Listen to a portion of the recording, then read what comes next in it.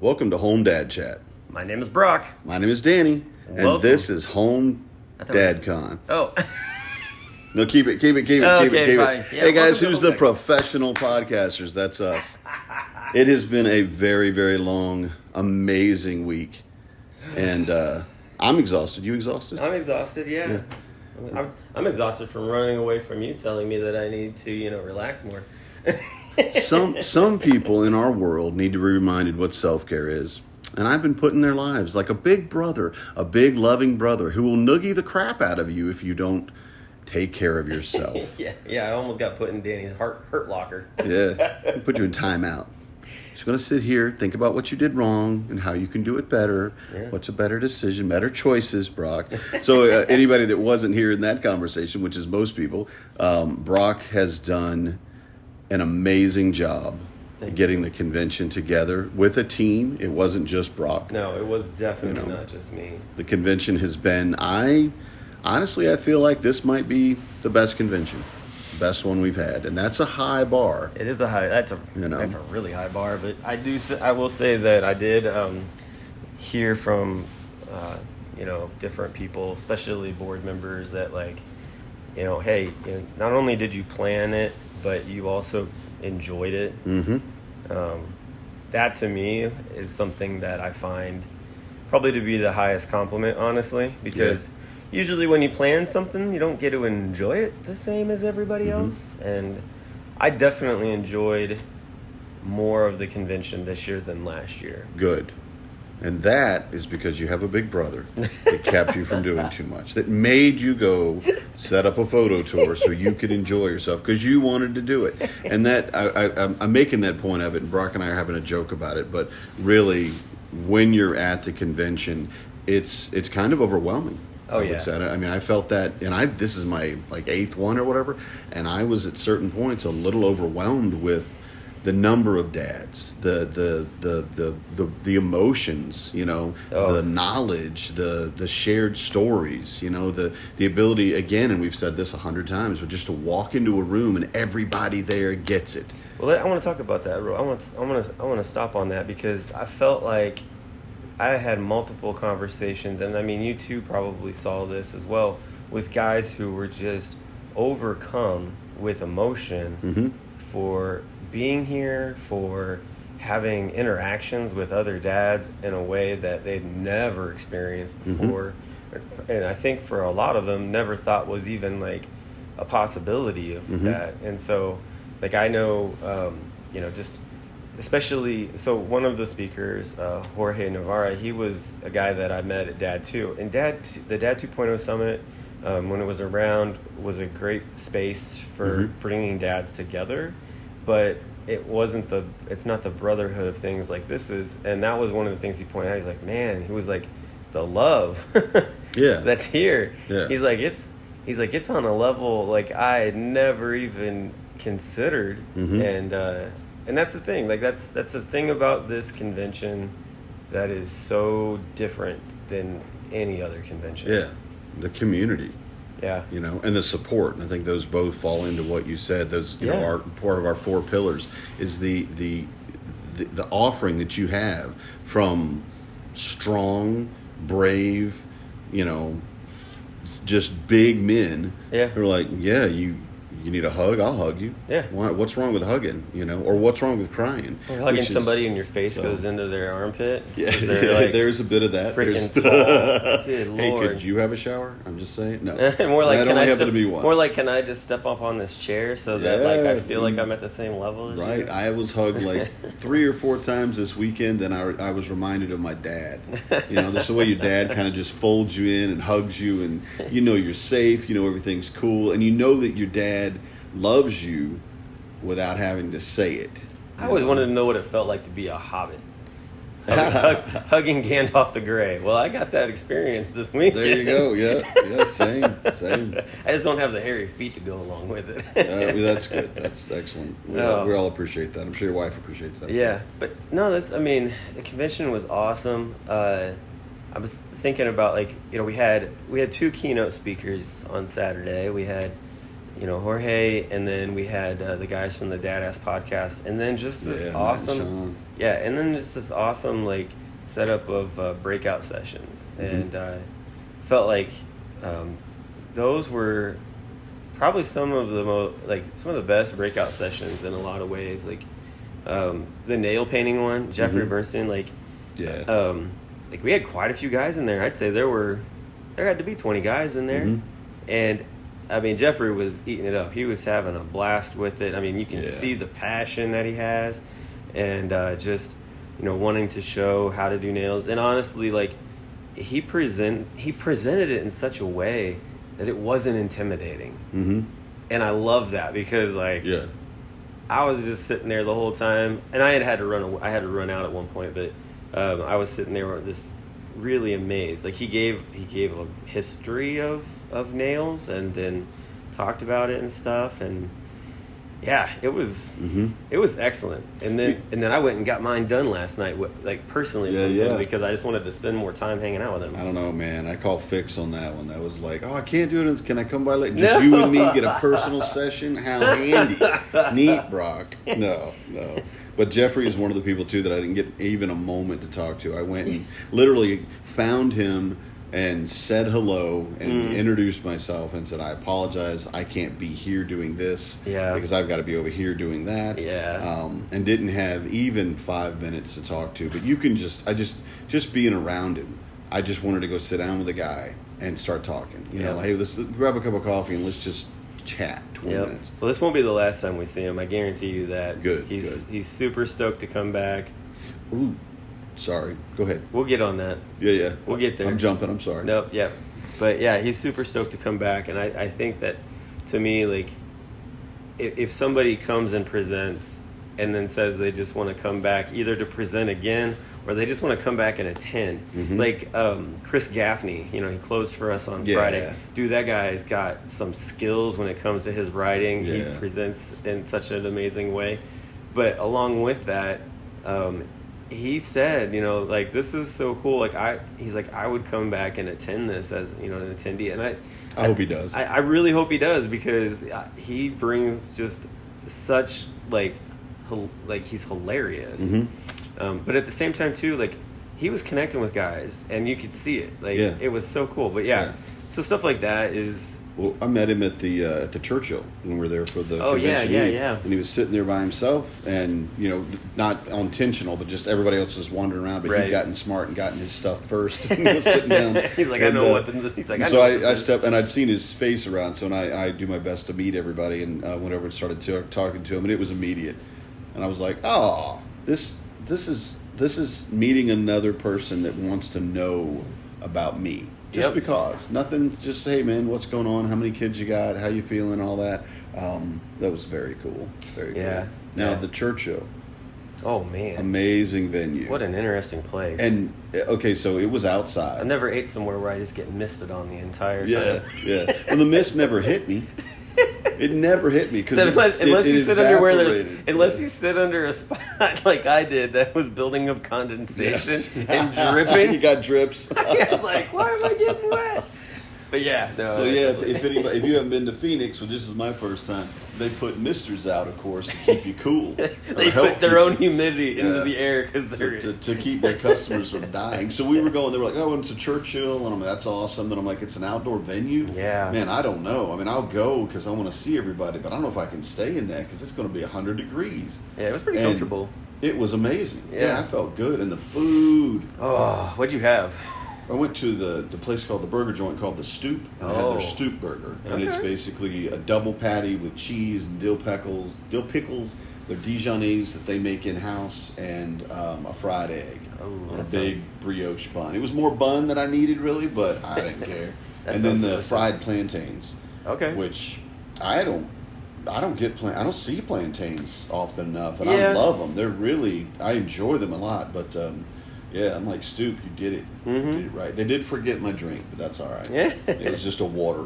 I got a Liquid Death, because they were the little seltzer, the little fake we've talked seltzer about waters. them before. Those silly things. I'm like, yeah, man, you got those. I'll drink one of those. Yeah. But that was just, they were so busy. I went to the taco place, like Mexican. Place. So they had like tacos and burritos and man, this amazing like street corn in a cup. Mm-hmm. So I ended up getting the street corn in a cup, which was so good. Oh my gosh! Mm-hmm. Like, you know, for somebody who's like, I like that. I don't need the corn on the cob, but like just the corn with all the fixings. Mm-hmm. So it was perfect. And then I went with the 3 tacos. So I got like a carne asada, I got a grilled shrimp, and a grilled fish. But the carne asada and the grilled shrimp were definitely my favorites. Yeah. I don't know, for whatever reason, the fish just didn't hit my palate the way that, but it was delicious. I mean, it was fresh, like, there's radishes and cucumbers to put on it with everything else, and it was super tasty. So, yeah, and then the thing that I thought was the coolest out of all of that was the fact that the folks at Churchill's took it upon themselves to create a drink for the occasion. They actually, and I don't even know so much like they created a drink. I think it was like they said they renamed one of theirs or something. Either way, super special. So they made this cocktail called the Dad Bod. Yeah. And it super tasty. It's got this like bourbon, smoky, like just sort of like a mesquite, like taste to it, and almost like an old fashioned, but it was a different take on it. Man, it was so good. And every dollar, or so for everyone you purchased, $1 of it went to the scholarship fund. So we found out that like 56 of them were sold, and then the owner like cut us a check actually for like $311 to the scholarship fund. Wow. Which is pretty awesome. And so if you take the funds that rolled over from this year, and you take that portion of that check as well, and then you take what the freaking beer share committee threw in as well, we are looking at about $4,500 What? in like scholarship money. Wow. Yeah. Oh, yeah. Man. And we didn't have much left over, did we? Because we had 500. We had about 500 left over. But yeah, and I also, and I think there's also some money that hasn't been added in because, like a portion of ticket sales goes in as well. Yeah. So I don't think that got added into the other stuff. So yeah, so we're, I believe, right around like $4,500 to start for next year, which is an amazing like starting point, because that's not the end, because we'll have other, guys can, raise money for like their birthday on Facebook, or we'll have some other ways like Giving Tuesday and stuff like that. So yeah, super exciting. That's amazing. That's great, man. And just the fact that we were able to help enough dads get here this year. Oh my gosh, yeah. Really, I'm not trying to toot our horn, I'm just saying numerically it was well done. We were able to help people. We budgeted. You guys had it like down to the dime. Like, okay, this guy, do you need $174 or do you need $175? It seemed like you really just watched that and made sure you didn't go over any things. And then to now have this to work with for next year. Yeah. And again, that it's going to grow since then. So. Well, and all the first timers that we had too. Yeah. Holy cow. What was it, like 15? It had to be almost half. Yeah. No, I was more like, it had to be 20. Really? Yeah. Because. And a smaller number this year, 85? There was about 85 to 87, something around in there. But yeah, there had to be, easily 20 guys that were new, which was cool. And we had like 7 scholarship guys. So it went really well. I didn't realize the new members, the first timers. Yeah. Until we went for the picture. Yeah. When they got up on the stairs so we could take everybody's picture, they were filling it. I was like, yeah, the whole first flight. They kept coming. Like, wait, no, did we have this many people? Yeah. It was amazing.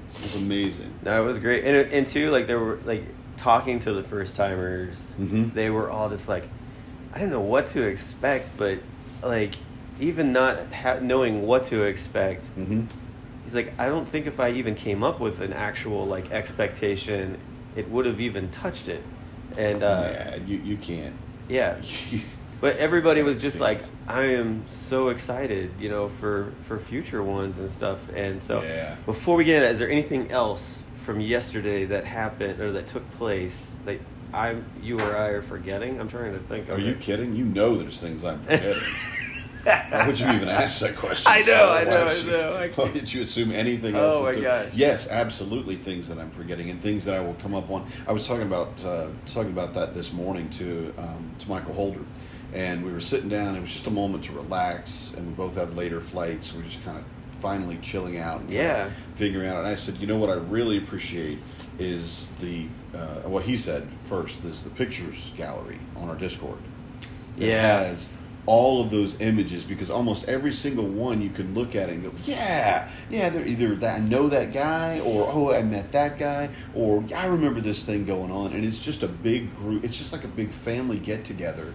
And you know, oh, that's cousin Michael over there. He was doing something. Yeah, I saw him. He had a banana on his head or something goofy. You know, really didn't get goofy at all, but the fact that it's just such good memories. Oh yeah. And I'm really looking forward to the next couple of days or weeks or months, year, I don't know, where I just... Well, and there's the Google Drive too that guys have been uploading pictures to as well, which, you know, I haven't been able to look at that. Yeah, so that's like opening up, you know, Ma's family picture book in that one, because there's so many in there get the album out to look in there. So yeah, right. So definitely things that I've forgotten, but I did not have a single moment where I wanted to be anywhere else. Yeah. I didn't have a single moment where I was not just living my best life. That's awesome. You know, the heat was rough. I'll admit that. The heat for me, I'm an old man. Well, after being in the AC all day and then going out there, you're like, oh God, is that what's going on out there? Retreat. I've gotten soft for the heat, man. I'll admit it, and I ain't gonna stress it. I had to take my time to, you know, I can't walk here. I got to take the light rail. Things like that. What's really funny too is I say I'm an old man, and I had 3 different people that tell me how old they were. And how they're having, you know, like once that I really can't type and keep up with the phone, like, you know, I'm an old man. I'm like, yeah, and they're younger than me. And I'm just like, no, I was not the oldest person here, which is, I will tell you, once you get into your 50s, that's important to kind of look around. Yeah. But it was amazing. The reason that really the moral point of it is because all of the young dads that we have, all of the new dads that we have, and yet we have this core of older, let's say, not young anymore, dads, which was reflected in the moment-to-moment community that we have going on, the support we have, and then the breakouts that we had, specific age groups that we had breakouts for. Yeah. All amazing. I wanted to point out this too. So Hogan Hilling came this year, and he's been absent for many years because like he's one of the older dads, and you know he's got his own life and things. But talking with him, he was just like, you know, the convention has changed so much from when he went, but he was like in such a good way. He was like, and on top of that, I felt welcomed. I felt like, you know, some of these older dads that I know, I want to try to get them to come back to see what's going on, because he was like, I just enjoyed, you know, talk. He just spent he came to some of the sessions, but I saw him just sitting down, just talking with guys. And I mean, why not spend time talking to somebody who's been through it? And on top of that, like, he's been through stuff that some of us will never experience, just with everything with his kids. But still, at the same time, like, what a great resource to have. And so I'm hoping that, you know, that it goes well when he reaches out to some of these other dads, because he's really excited to, like, be like, oh man, like, I would love to see, like, you know, he just started like listing off all these names. Like, I have no idea who these people are, but yeah, like, bring them. Like, that would be so cool. So we'll see what happens there. But there was just a spark that got lit in him. Yeah. And I mean, if you can light somebody up later in life, that's a good thing. And for anybody that doesn't know, Hogan is one of the OGs. I mean, he was one of the original, for us at least, at-home dads. Yeah. He had a lot to deal with in his own personal situation, his children with special needs, and then getting on Oprah, writing 15 books or however many. He was still going. He's still writing in an books. RV, riding across America, meeting all the other. And it's really amazing because you could tell he was really touched. Yeah.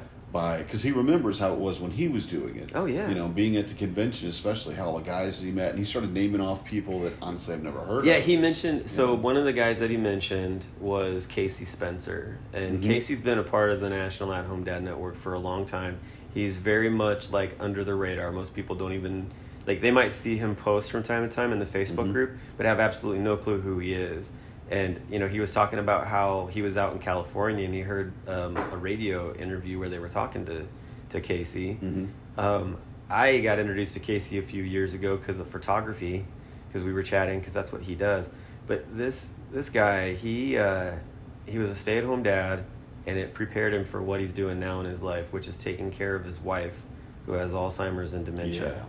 And just the hard things that are going on there. But Casey, like, it hasn't stopped him from, you know, still being active. And I actually, like, sent Casey a message. I was like, hey, like, check out this link, because when we announced we were going for next year and also announced who the Hogan Hilling Award winner was, I was like, you got to watch this. I was like, Hogan's talking about you. And he was just so appreciative to, like, get that and see that. So, and so let's do these two things. We're going to talk real quick. So we had vote for the board. All right. Can we do Hogan Hilling Award since you just remembered? Oh, yeah, let's do that. Sorry. Because drum roll. Especially being the fact that you were last year's Hogan Hilling Award. No. Especially the fact that this year's got their certificate directly from Hogan Hilling. So who did it? Joe Saladino. Yep. And well earned, my friend. Well earned. Oh, man. Yes. Just so much that you did. Now, the Hogan Hilling Award is basically... Joe said, well, it's just volunteer of the year, you know, and I'm like, yeah, okay, it is kind of would be maybe what the description would fit, but it's giving selflessly. Yes, it is somebody that has given over and over and over of their time, of their sweat, of their tears to this organization. Yep. To make us better, to get us to where we have $4,000, did you say, for the scholarship fund? Over $4,000. Yeah, it's insane. Yeah. And the amount of legwork that took to do. So Joe, Brock told me 9 times how much he loves you this morning. I want you to know you're his favorite. So, yeah. But all right, so we got the Hogan Hilling Award. And then you want to do something else, because I want to do the announcement of where we're going next year, but I'm holding off. I'm sorry, man. I like reeling in the big fish nice and slow. I'll wear it down.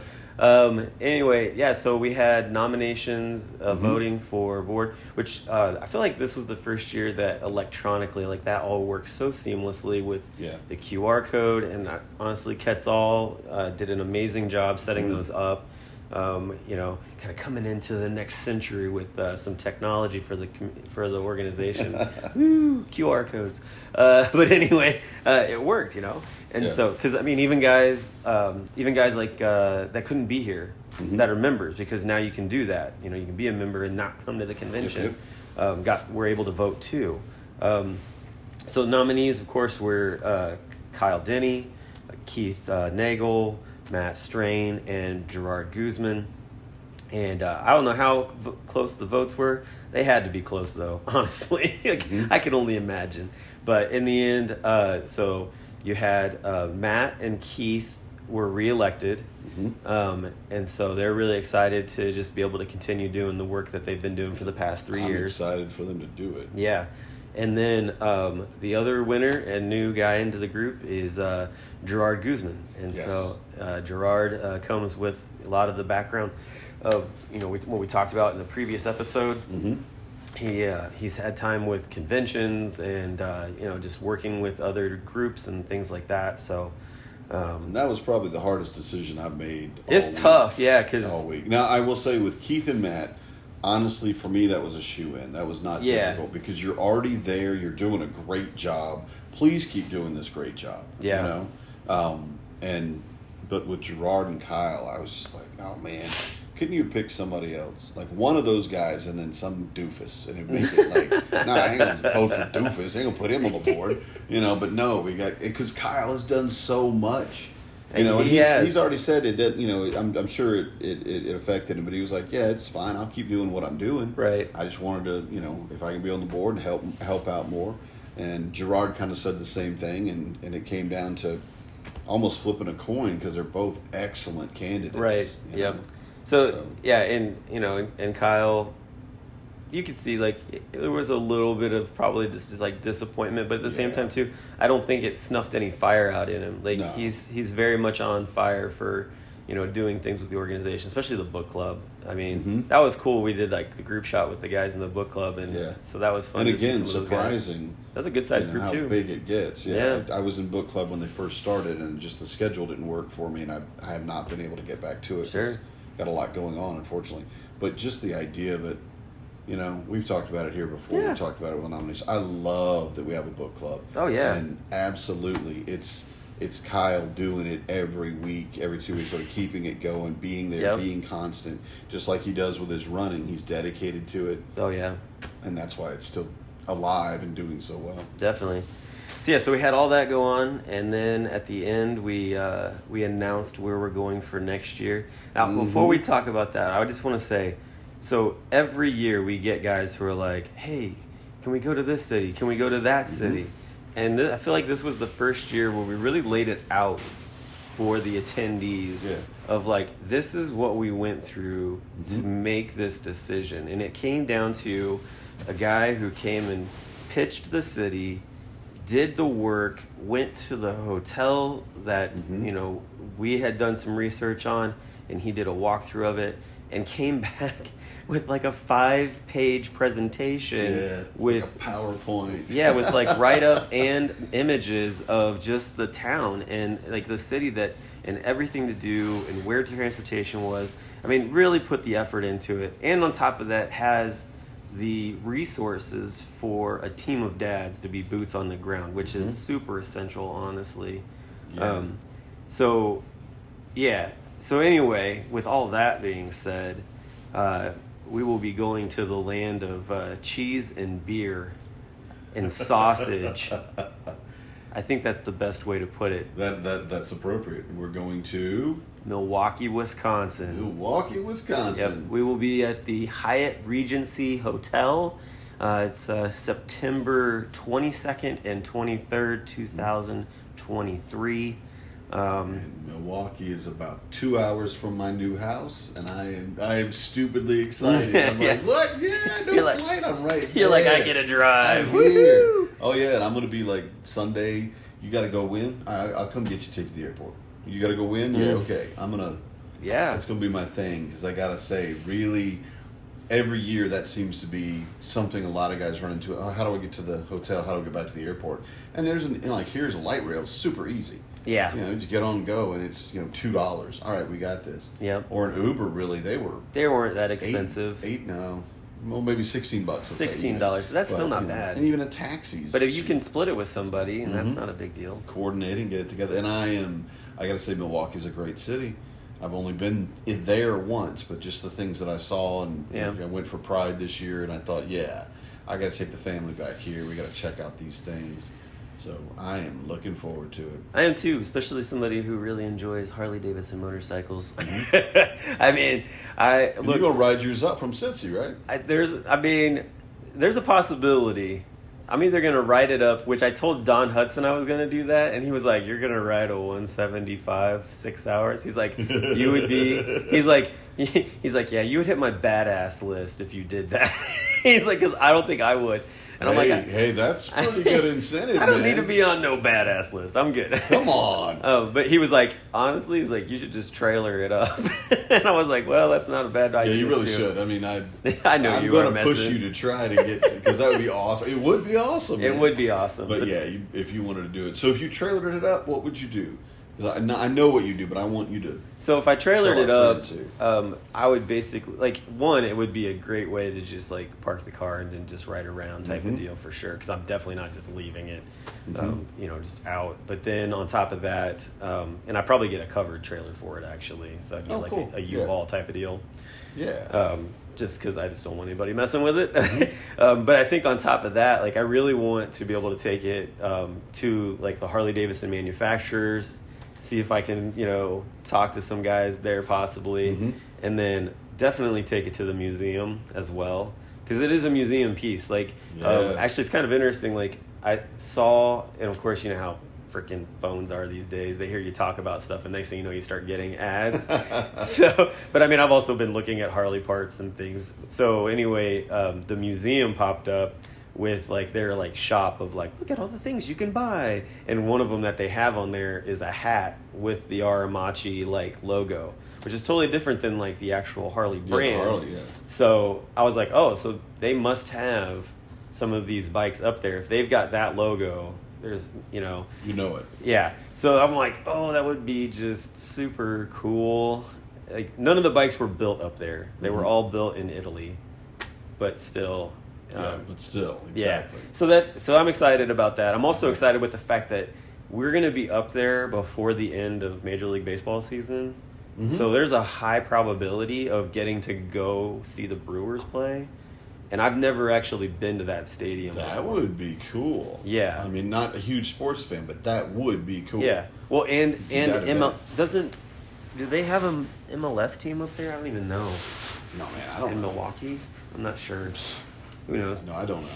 Man, sports ball. Yeah, I'll ask my wife, but I'll ask my There wife. you go. She'll be like, here, man, it's this one they're playing. She knows all that stuff. But no, That's guys. why I don't do it. It's because I know Marnie will have me at my back if I'm not. No, you're fine. That's not information I can keep. Yeah, but no, I mean, it's gonna be an awesome week up there. A lot cooler. Like, I could actually wear a sweatshirt probably and jeans and be super comfortable. Probably, yeah. I brought long pants to wear for my presentation and or my breakout, I should say. And I walked like a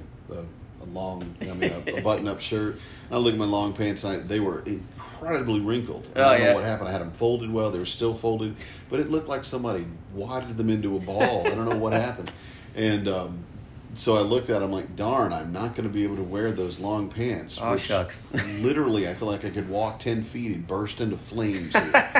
It's just demanding to live in Phoenix. And I'm proud of everybody who lives here, all of our dads, but especially just the people of Phoenix. Wow. They must have ice running through their veins. That's the only thing I can come up with. Doing the work. No, I think it's just, just warm people that get used to. Is that what it is? I don't know, man. I'm trying to be nice. I think you're crazy for living here. Yeah, and I don't fly out for a few hours, so I'm going to be going out, and I'm so glad that I have these cargo short pants that zip off at the knees so that I can go out in shorts and then zip them back on when I get back to go in the airport and sit in a cold airplane for a while. Yeah.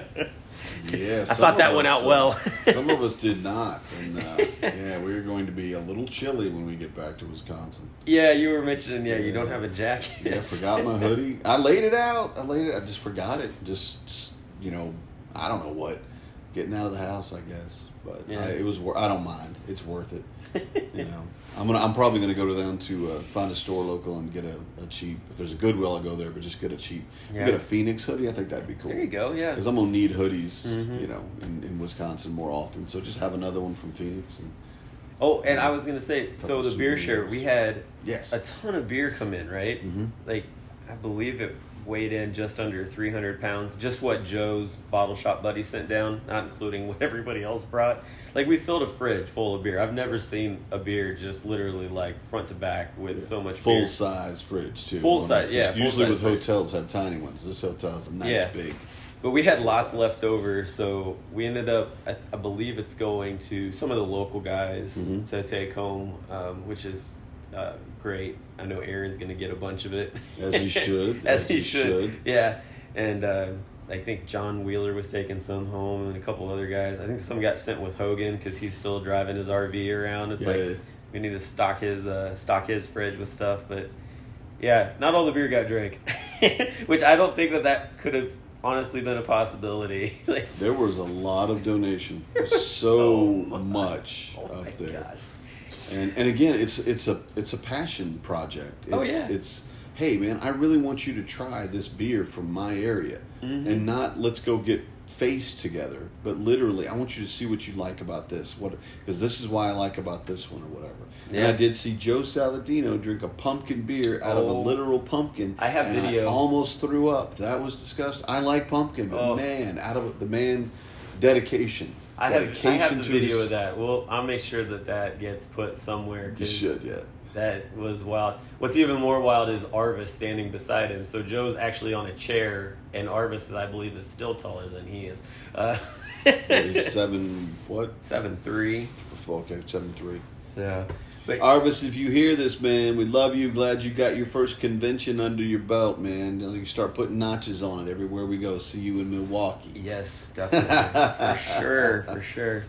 Well, we probably should cut it short, seeing as how we both need to pack. Yep, still haven't packed. The hotel will be calling me about 35 minutes going, have you left your room, sir? We have a checkout time. So, but yeah, got to get that done. Yeah, I must have flashed just the right smile to get a late checkout. Yeah, I didn't they get did that. you dirty. Because they like, did you dirty, well, I guess man. we could give you an hour. An hour? No, it's not a late checkout. That's a... Oh, I didn't quite leave my room yet. Yeah. So my flight's not till 4. So... It's all good, man. Anyway. Well, hey. Come up here. I hope that everybody enjoyed the updates for HomeDadCon. Hopefully we will see you in Milwaukee. We'll have announcements coming out about costs and things like that.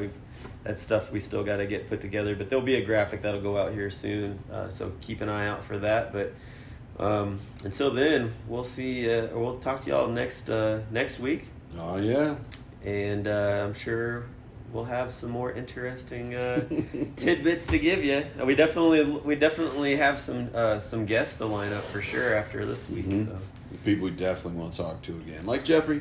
Yes. Yeah, like the other guys. I know Sean and Matt have been on it. Sean and Matt have been on it. I'm gonna keep going. I'm gonna shut up. Jeffrey's gonna come. I know you're fine. Jeffrey's gonna come on, and we're gonna do some live nail painting while we talk podcast. So that'll be very interesting. We'll see if you can chew gum and talk, or chew gum and walk at the same time. I can't. But it'll be funny. So. It will be funny. All right. Well, y'all have a good one.